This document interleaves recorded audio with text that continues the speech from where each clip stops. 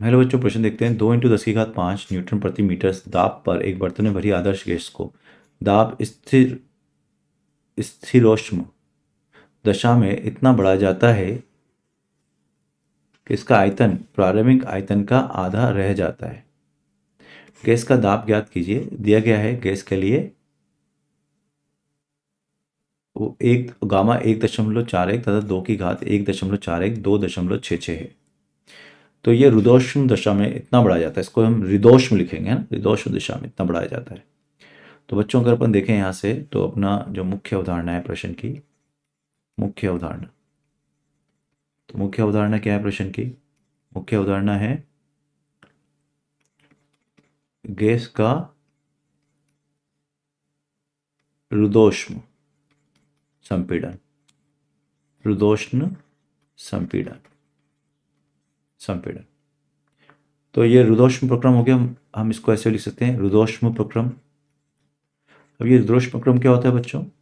वो प्रक्रम है जिसमें ऊष्मा का उत्सर्जन यानी कि ऊष्मा का आदान प्रदान शून्य होता है। डेल क्यू कितना होता है? 0। ना तो ऊष्मा दी जाती है, ना ही ऊष्मा ली जाती है।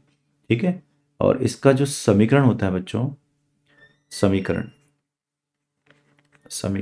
वो होता है आपका पीवी की पावर गामा बराबर किसके? कांस्टेंट के। ठीक है। अब पी दाब है, पी आदर्श गैस का दाब, आदर्श गैस का दाब, और वी जो है वो आयतन है, गैस का आयतन। ठीक है।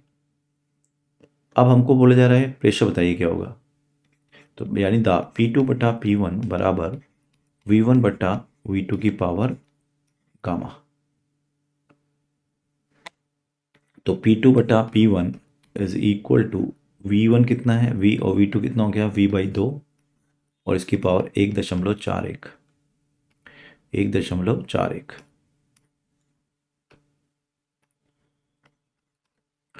तो ये हो जाएगा आपका P2 बराबर कितना हो गया बच्चों? 2⁻1.41 गुणा P1, और P1 कितना है? 2 × 10⁵ यहाँ पे आपको P प्रारंभिक दिया हुआ है, यानी कि P1 दिया हुआ है कितना? 2 × 10⁵ इकाई, इकाई यानी कि न्यूटन प्रति मीटर स्क्वायर। ठीक है। तो ये हो गया। तो बच्चों P2 का मान जो हो जाएगा, मैं आगे लिख लेता हूँ। तो P2 का जो मान हो जाएगा बच्चों, वो हो जाएगा 2 × 1.41 गुणा 2.10⁵ आते अंतिम, या P2 को ही हम अंतिम बोल रहे हैं। और 2 की घात 1.46 हमें दिखा है, 2.66 दिया हुआ है।